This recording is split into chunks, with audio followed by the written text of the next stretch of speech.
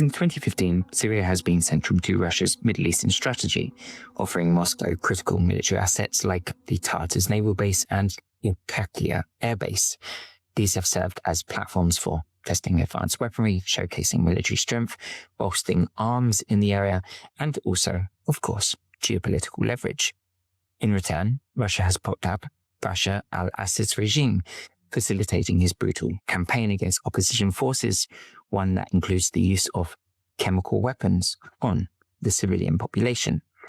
However, the recent uprising since November the 27th, marked by significant success against government forces, has caught Assad's regime and the Russian mercenaries in the ground off guard.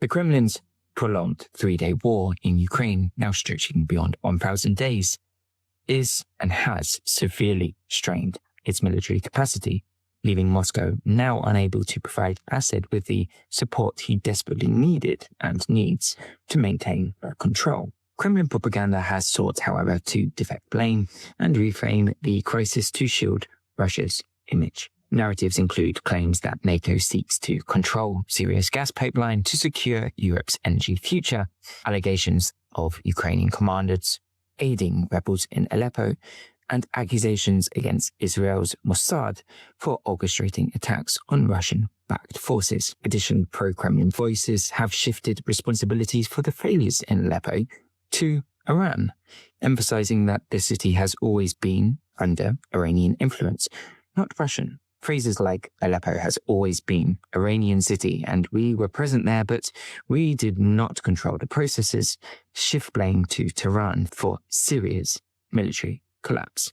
The Zip channels are enraged, stating that they invested so much effort, resources, and lives to achieve this tangible result in the Middle East, only for the efforts to be squandered in mere hours. For Russia, Syria has been a symbol of its resurgence as a global power.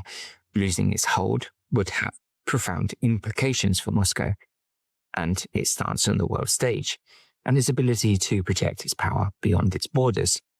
For the West, the apparent strategy of keeping Russia engaged in a protracted full-scale war with Ukraine, gradually depleting its military and economic resources, seems to be showing signs of success. Day by day, thousands of Russian soldiers and hundreds of pieces of military equipment are being lost from the Russian Federation.